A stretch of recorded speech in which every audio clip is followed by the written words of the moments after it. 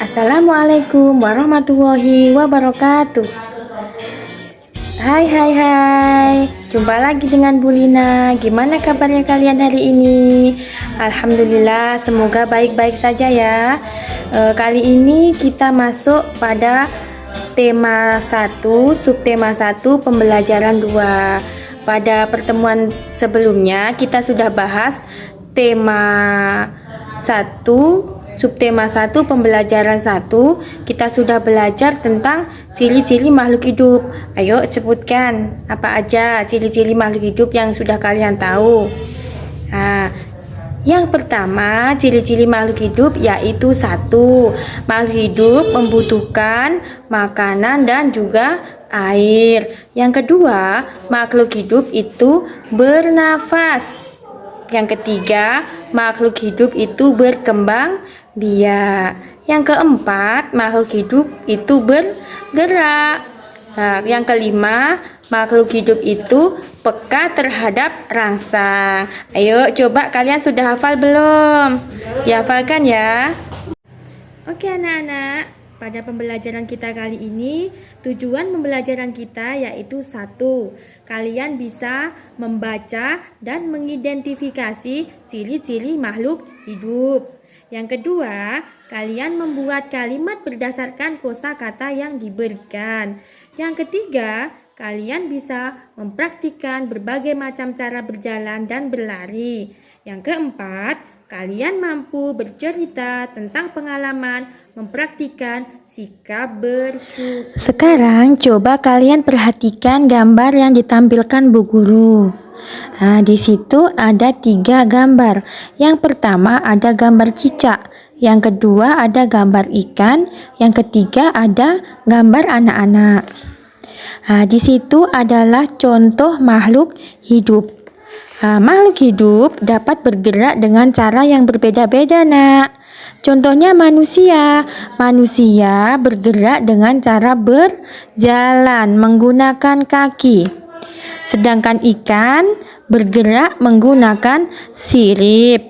Dan cicak, cara berjalannya yaitu dengan cara merayap di dinding. Coba perhatikan gambar di atas.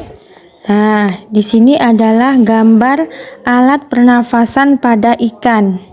Ikan bernafas dengan menggunakan insang. Sedangkan manusia bernafas dengan menggunakan paru-paru. Bagaimana alat pernapasan pada tumbuhan? Apakah tumbuhan juga bernafas? Iya, tumbuhan juga bernafas. Apa alat yang digunakan untuk bernafas tumbuhan? Tumbuhan bernafas dengan menggunakan stomata. Selain bernafas, makhluk hidup juga dapat tumbuh dan berkembang. Tumbuh artinya bertambah ukuran, tinggi, dan beratnya. Salah satu ciri makhluk hidup selanjutnya yaitu makhluk hidup dapat berkembang biak.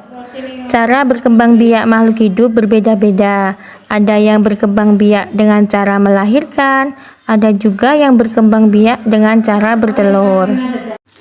Silahkan kalian isi tabel di bawah ini, nama makhluk hidup, kemudian cara berkembang biaknya, melahirkan atau bertelur. Silahkan ditulis di buku tulis. Ciri selanjutnya yaitu makhluk hidup memerlukan makanan dan air.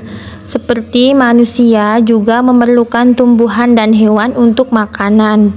Sebagian hewan juga memerlukan tumbuhan untuk makanan.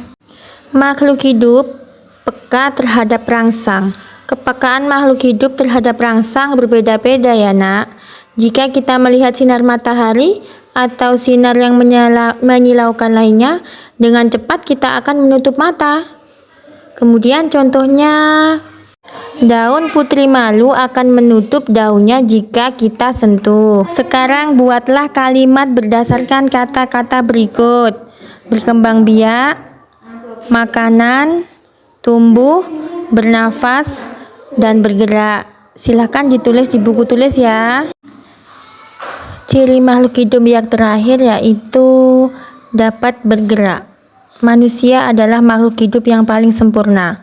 Manusia dapat melakukan gerak dengan bermacam-macam cara. Ayo coba lakukan gerakan di atas di rumah bersama orang tua kalian. Semua makhluk hidup yang ada di dunia adalah ciptaan Tuhan.